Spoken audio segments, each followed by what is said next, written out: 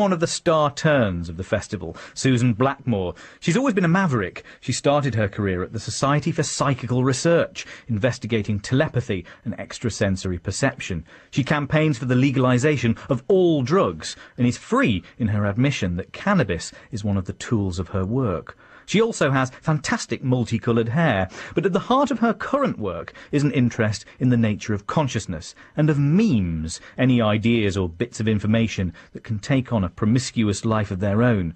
Sue came to talk on the subject of free will, a concept that many scientists have consigned to the scrag bin of intellectual history, and to ask whether we can still lead a meaningful life, even if we believe that our genes, our inheritance and our biology are shaping our choices and desires.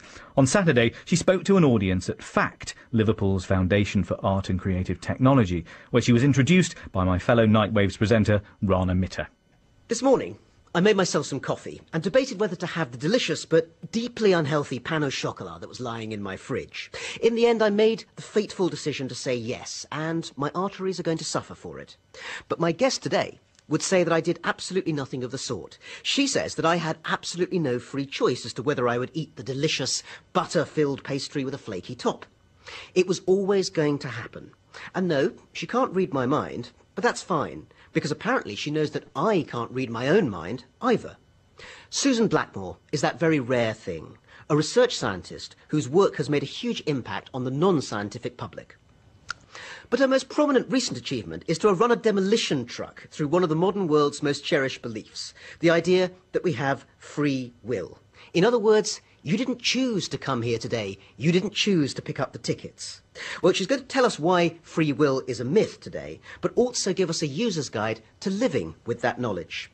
Well, I'm pretty glad that Thomas Aquinas isn't in the audience today. He and Susan might get into a fist fight, but we checked with his agent and unfortunately he wasn't available. So instead, I'm just going to hand over to Susan, or I think I'm going to choose to hand over to Susan. Susan Blackmore.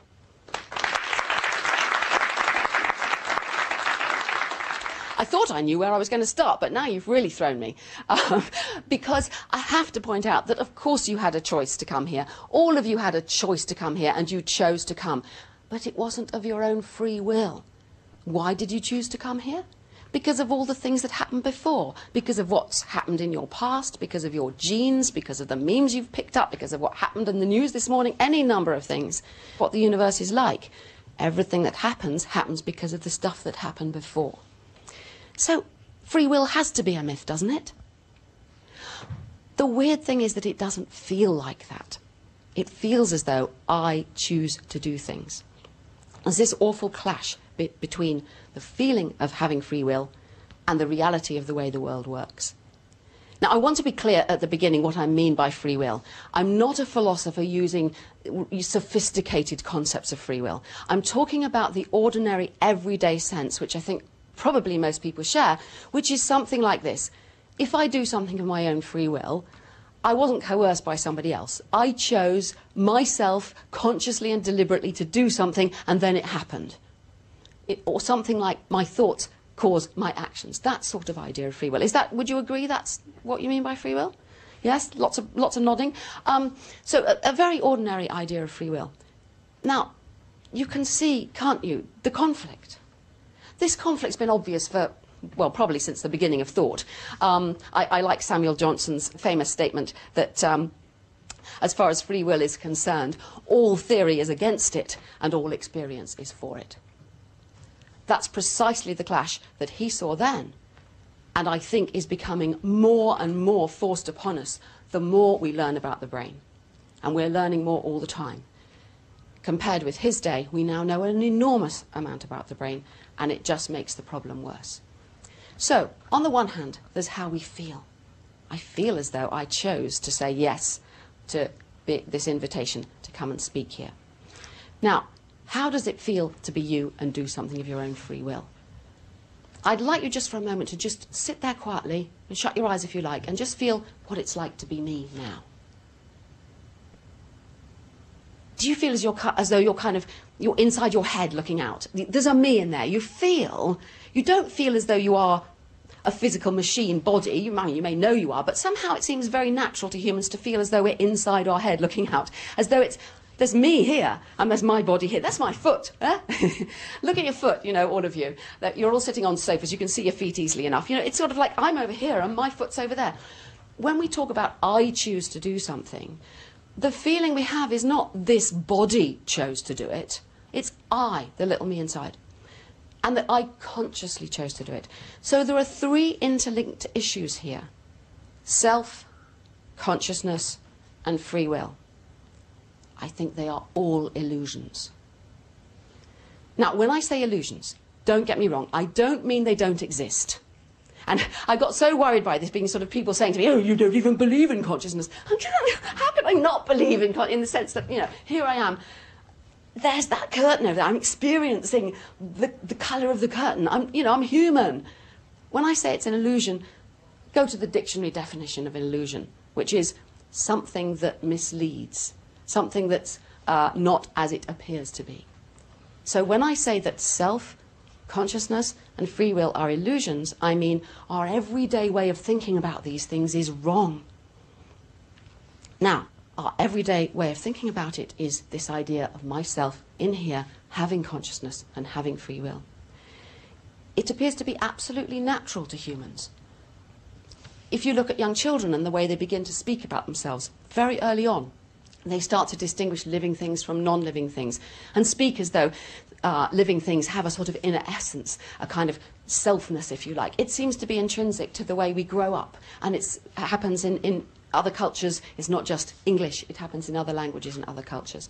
So it's deeply embedded in us. But now let's think something about the brain and how it works. The temptation is to think that somehow I'm in the middle. We know a lot about vision, you know, how the information comes in through the eyes and gets processed in the visual cortex at the back of the brain here, and it comes through, and then sort of I experience things. And then I decide what to do next, as though there's a sort of middle. Things come into me, and I decide, and things go out. But there isn't any middle. The more we learn about the brain and the way it works, the more obvious it is that it's a multiple parallel system. There are channels going through. In the visual system, for example, there are probably about 40 different channels going through, and the information's zooming through all over the place. Sometimes it comes back together, sometimes it doesn't. But there's no kind of place where the picture I am seeing happens. It isn't like that.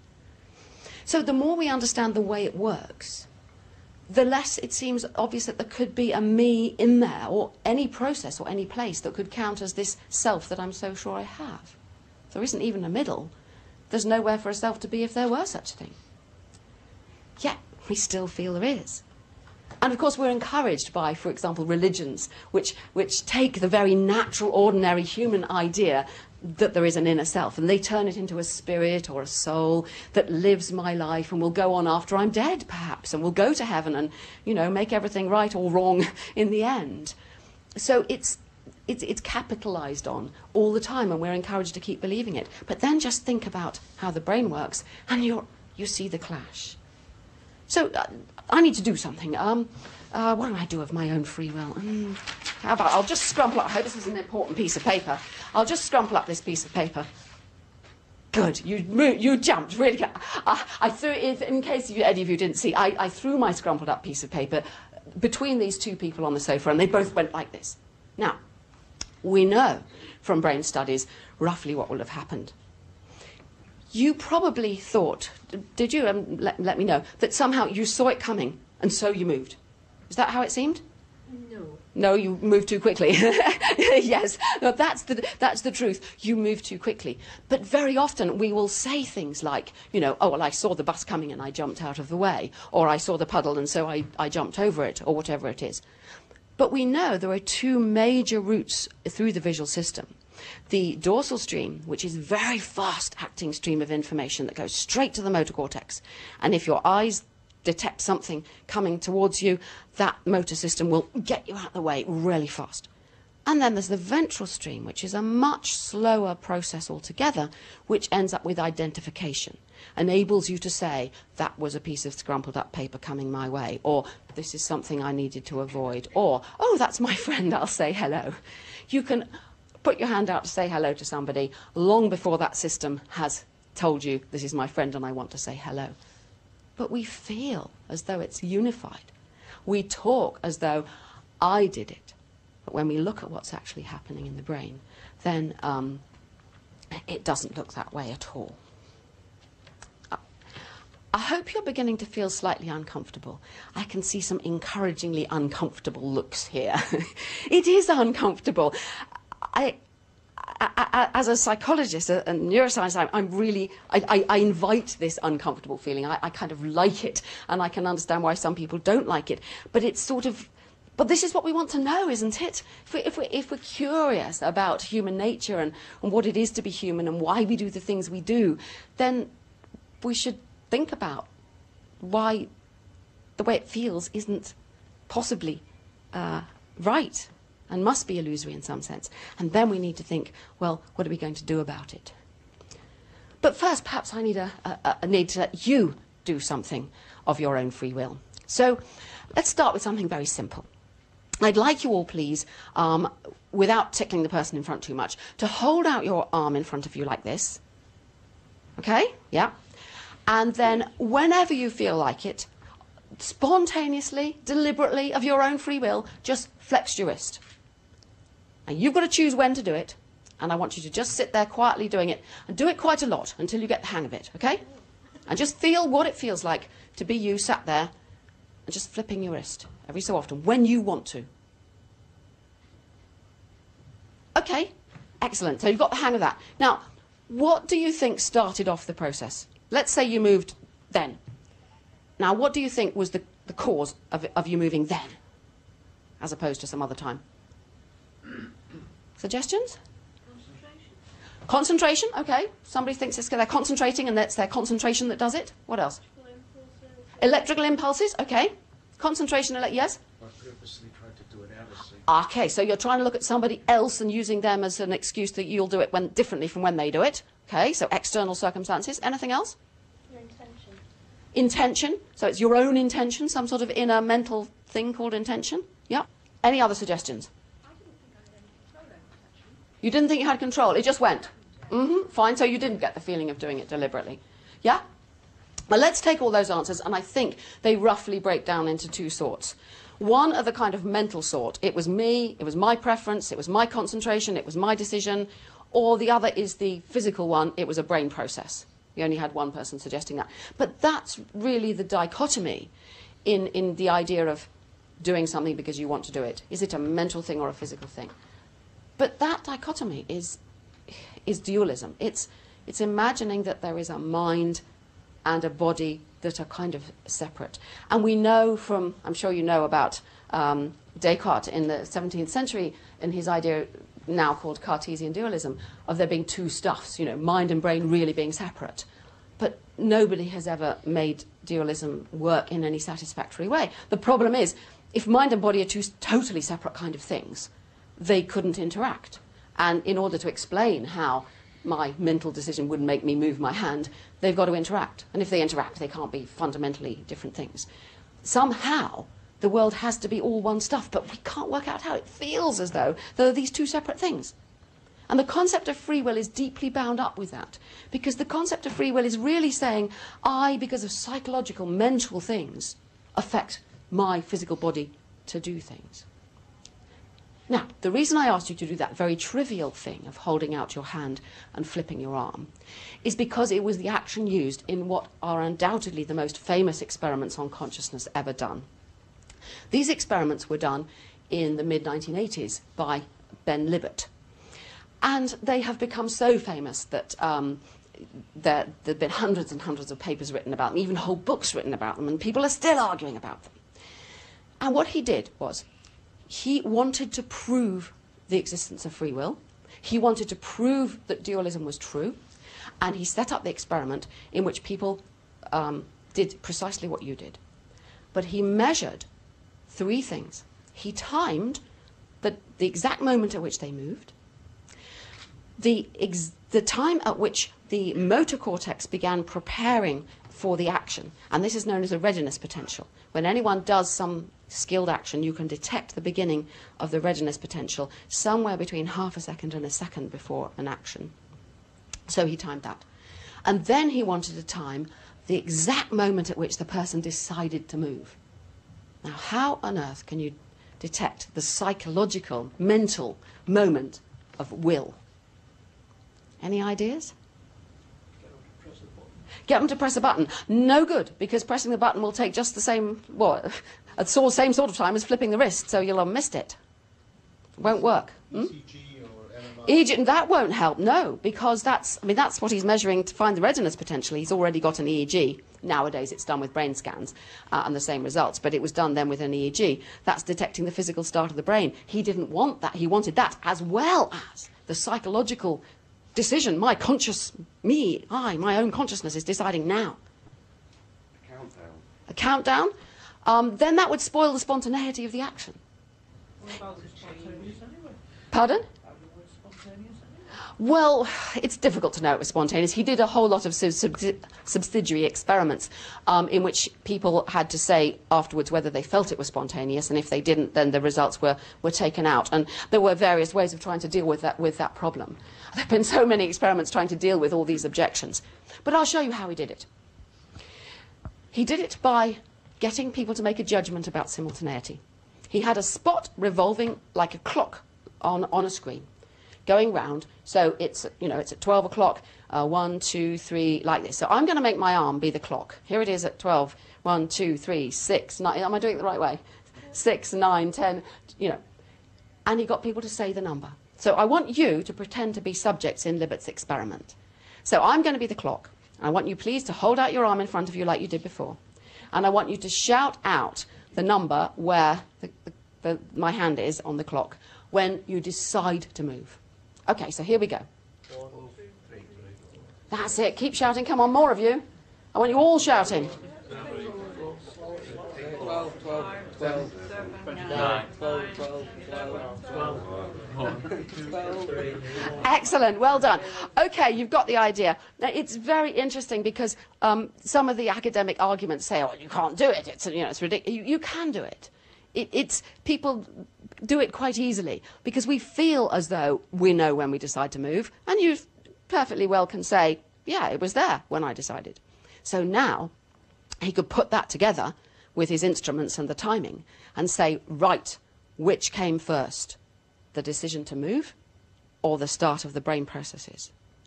And the results were absolutely unambiguous. The brain process started something like 350 milliseconds, about a third of a second, before the person decided to move. That's a long time in terms of brains. That's a lot of neurons connected to each other. So, what does this say? Well, it doesn't prove there's no free will. It's too complicated. There are too many issues here. But it certainly should make you slightly worry about it. It certainly made Libet worry about it. And he did a whole lot of subsidiary experiments in which he showed that on the occasions when people vetoed the action, they sort of decided to do it and then sort of stopped themselves. That was in time. And he said, oh, that could be consciously controlled then, and that could be free will. Or as Richard Gregory said, well, maybe then we don't have free will, but we've got free won't. But that's sort of a bit of a con, really.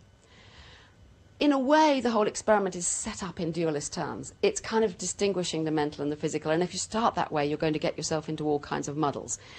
This is why I think so many papers have been written and so many books have been written about these experiments. But the thing I'd like to highlight here really is, why was everybody surprised? Almost all scientists and a large majority of philosophers are either materialists, they say all the world is made of material stuff, or at least they're monists. They say there aren't two kinds of stuff, there's only one. I don't know what it is, but it's, there's only one kind of stuff. If you're a materialist, then of course brain processes are going to start it. What else could it be? So why was everyone surprised?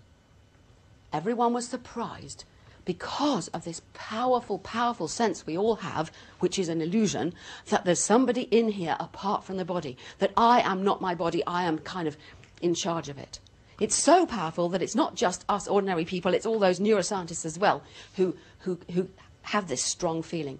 And therefore, it caused them to not be able to cope with Libet's results. And that, I think, is why those experiments have become so famous.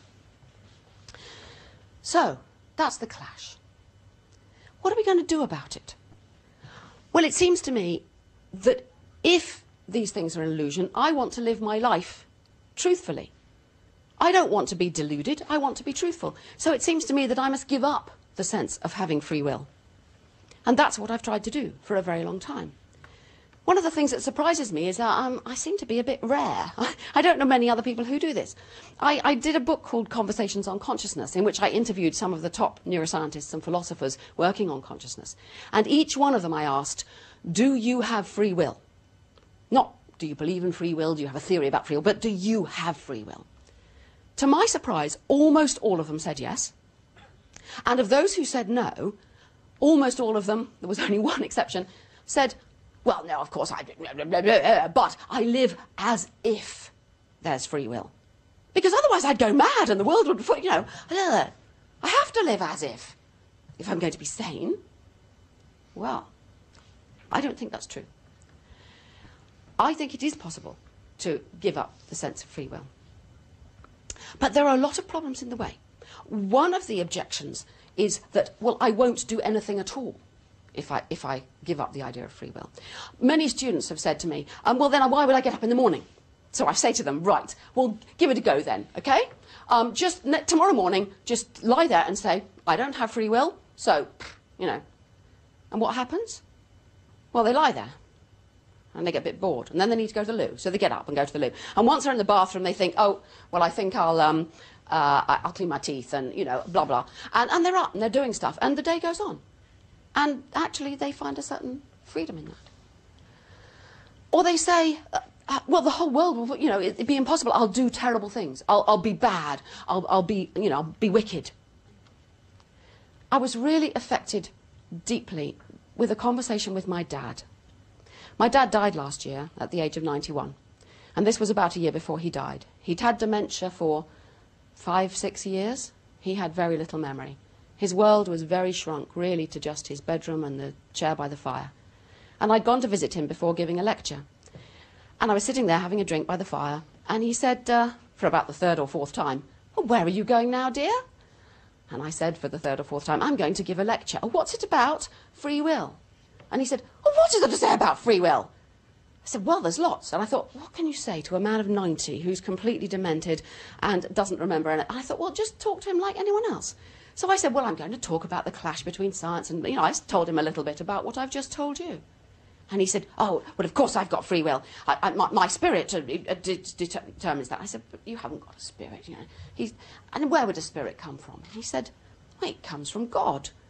And I didn't even know he believed in God. My mum did, but, you know, anyway, he said that. And I said, oh, no, that's not. And he said, well, then, why do I want to be good? And I was really struck. And I went off like, wow, and I went off to give my lecture. And I thought, yeah, why do we want to be good? Well, there are good reasons why we want to be good, actually. Biology gives us all those reasons. Evolutionary psychology will say, because we're a social species with kin selection and reciprocal altruism, we have evolved to want to be good. Often we're bad, but we've evolved to want to be good. Actually, you won't go off, as Guy Claxton says, causing mayhem and running over old ladies for fun. You won't, actually. You'll be fine if you let go of free will. And what about society? People say the whole of justice and the whole of the system of punishment and prison and everything will all fall apart. The whole legal system won't work. I don't think that's true. I think actually our legal system would be fine. In fact, we would lose this awful problem we've got where we kind of try and fail to draw lines between the things people do of their own free will, which we must punish them for, and the things that they couldn't help because it was in their genes or it was, you know, it was because of their upbringing, and then we try and let them off. It's an impossible line, that. I think if we did away with free will, what would we be left with? We would be left with the idea that some people, there's no point punishing them if they're too young or they're mentally ill or they're too sick. There's no point. But for most people, of course, if they do something bad, then if you punish them, that will act as a deterrent from them to do it again, and it'll act as a deterrent for other people. And some people need to be kept off the streets because they're dangerous, and you'd still put them in prison. We don't need the concept of free will. Our society could function without it. We as individuals can function without it. I haven't gone mad yet. Well, maybe you think I have, but seems to me I haven't gone mad yet. It is possible. the sense of free will just doesn't really get me anymore. Just sometimes I get that sort of feeling, oh, I've got to decide. I think, well, she will decide. She'll think through the options. She'll make a decision. It'll happen. And here I am. It happened. And I ended up standing in front of all you. And you all ended up sitting there listening to me. So it's fine. Free will is a myth. And the world will not fall apart if we admit it. Thank you.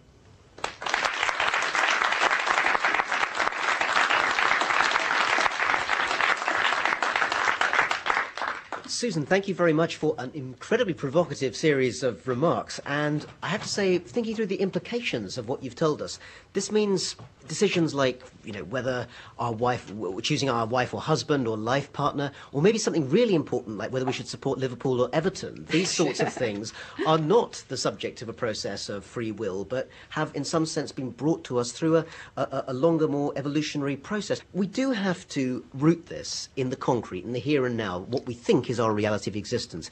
And let's take a very homely example, but one that you've written about elsewhere. Supposing you're sitting in a restaurant, you're deciding, shall I order the spaghetti or shall I order the linguine? And you make a particular decision in that case.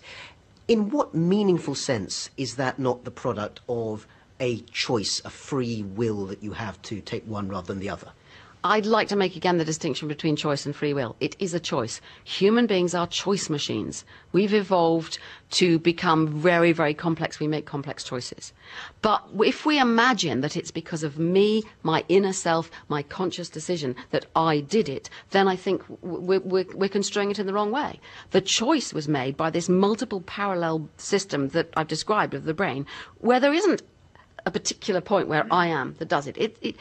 And we cannot understand the reasons. The reasons may be to do with past experiences of spaghetti and linguine. They may to do with the person on the next table and what they're having. All kinds of things will all come together at that point to make the choice. Now, just for a minute there, Sue, you sound a little bit theological. We cannot understand the reasons. Does that mean that we have no way ever to find out the reasons? Or No. that there is some process through which we could? No, yeah, there is. Yeah, there is it potentially. If you had, if you were in a brain scanner, let's say in 20 years' time when brain scanners are absolutely brilliant and you could wear one in a restaurant rather than lying in a tube in a hospital, then you would be able to see, potentially and theoretically, you would be able to see all those multiple parallel processes that led up to the mouth opening and shutting and saying, oh, I'll have the linguine, please. But we, sitting there at the time making the choice, don't have access to hardly any of those. All we do is sit there and sort of tell ourselves that we want or don't want and kind of examine our feelings and whatever we do when we're making a choice. And out it comes. And afterwards we say, oh, there you are, you see, I wanted the linguine. Well, I saw some heads nodding and also some frowns during your last comments, Susan, so I think it's time to actually bring in some comments and questions from the audience. Yes, the gentleman right next to the microphone there, yes, at the back. Welcome to Footballing City. When we watch football, we say, goal. And we say, we scored. It's all a matter of symbolism. We, in that particular case, is fairly obvious. It's all the participants, including the person who scored the goal. But we are still we. It's the symbol we. And the question I'm asking is, have you forgotten that the symbol I is also a collective in exactly the same way? Yes, I think it is. No, I haven't forgotten. In a way, that's a way of saying what I'm saying. There is genuinely a collective. There's all those amazing multiple things going on in the brain as a collective. But we think that there's an I. We behave and talk as though there's some superordinate self that brings them all together when there isn't. And what is wrong with saying that there is a symbol I? If you say it's a symbol, that's fine. That's fine, but most people don't. A lot of people really genuinely feel and think and believe that there is something in there. And an awful lot of people believe that that thing can survive after death. That symbol scored a goal. Lady in the green shirt is bursting to get in, I can see. Thank you. Are you not talking about instinctive behaviour? I'm thinking that clearly as human beings we are less prone to instinctive reactions than, say, the migration of birds. But nevertheless, that seems to be the main rationale behind what we do, how we do behave, just instinctively. That's a good point, but I'm not... Yes, it's a very good starting point. I would say that unlike all other animals, operate with instinctive behavior and learned behavior. Humans, in addition, have imitation and memes. They copy things in culture from one to the other. So we have these three levels of reasons for our behavior. One, the inherited, two, the learned, and three, the copied from other people that forms our culture. So when we ask, why did I do this? It could be any of those things, and it's really, really complicated. So I'm happy to have all of those complicated things, but not to add the thing that we feel as though we have, which is an extra me on top of it all. The gentleman on the right-hand side has had his hand up. Yeah, I just wanted to speak to you about, you mentioned materialist, and you basically talking about deterministic worldview of how we exist in the world. It's predetermined in the sense that... No, I'm not. But that's I mean, I said sort of I agreed with part of what you said, but I'm not sure that you've gone far enough. The idea that we're choice machines but no free will. I agree. I think everything that before does have an effect on us now. But if we do live in a material world and we essentially, things happen in a particular determined way, as in sort of non-sort of living entities, why are we different? We talked about us being non-materialist, or being materialist. Why are we different to the other things that we say happen in a predictable way? But somehow we have choices, but we're made of the same stuff as everything else. Yeah, that's the real question about how humans come to be the way they are. First of all, I would say I'm not talking about predestination. Predestination kind of implies that there was a plan beforehand of what was going to happen, or that you might be able to predict, and you can't predict. The world is complex, chaotic, things happen at random, and so on. So I would say that everything is caused by something else, but not predestined. We're beginning to run out of time. I'm trying to give a fair shake to all sides of the room. There's a gentleman over here who wants to speak as well. Yeah, I just wanted to say that I think there seems to be kind of a problem of method here, in terms of you're trying to reduce consciousness, mental activity, to matter, when in fact, when you think about it carefully, what you find is that all talk of matter can really be reduced to mental activity. I mean, drawing on, a philosopher like Bishop Berkeley as an idealist, he would say, point to me to anything that is matter. Where do we experience matter? Yeah. We don't.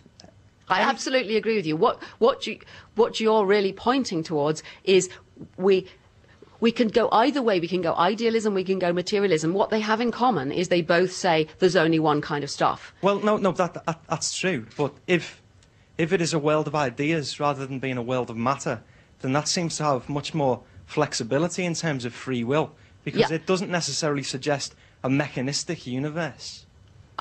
Well, I think idealism doesn't work, because there would be no reason, if everything was thought, that we would agree. For example, I'm going to drop this cup now. Ooh, you heard the water spill. We all heard that. You have to suppose a kind of physical universe. Somehow or another, we have to find a way to understand the world without dualism, understand how it's all one. Whether it's matter, whether it's thoughts, I don't know, it's something. I would say the other side of my life, apart from my scientific life and the thinking I'm talking about here, I've been practicing Zen for 30 years or so.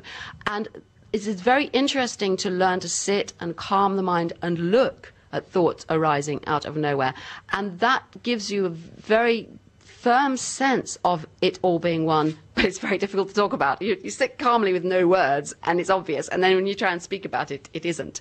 But I think it is helpful, and I think that's what we need in science, is a combination of this personal experience and analytical scientific approach. Isn't there a sense, though, Sue, in which what you've just said about having spent 30 years coming to terms with this position actually points up part of the problem? If you're Sue Blackmore and that you've had the time to come to terms with this really very counterintuitive and disturbing fact, that's one thing. But asking all of us to come to a kind of an hour-long lecture and completely change the way we think, that's a big ask of humanity. Oh, I hope I wasn't asking everyone to agree. I hope they will have enjoyed coming and feel that they've got something out of it. But if they go away and say, you would have heard the rubbish she talked, well, that's fine by me.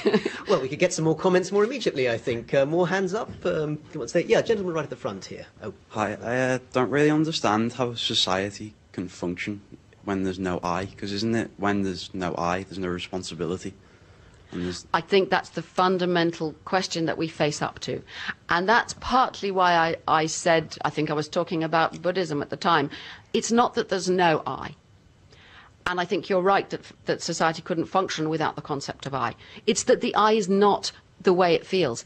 What it feels like is that I am somehow this non-material thing that's inhabiting my body, that I am spontaneously, freely, and with my own consciousness choosing to do things, that I am the experiencer of a stream of experiences. And those things, it seems from the scientific evidence we have, is not true.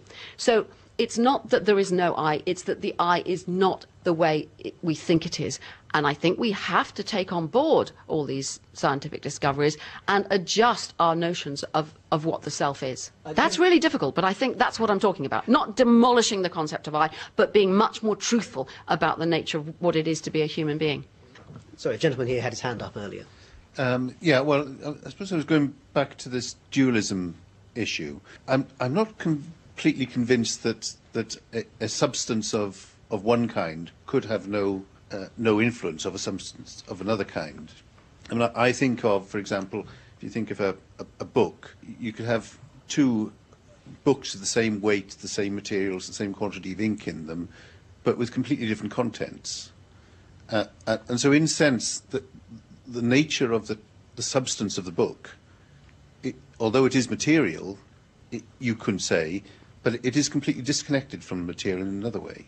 And isn't there, at least at a philosophical level, the opportunity for mind and matter to have that kind of connection? That example you've described there can be described in terms of information and matter, and we can look at the information, we can measure the information, and we can see how that operates. But dualism, in its classical sense at least, is not about that. It's about subjective experiences versus objective.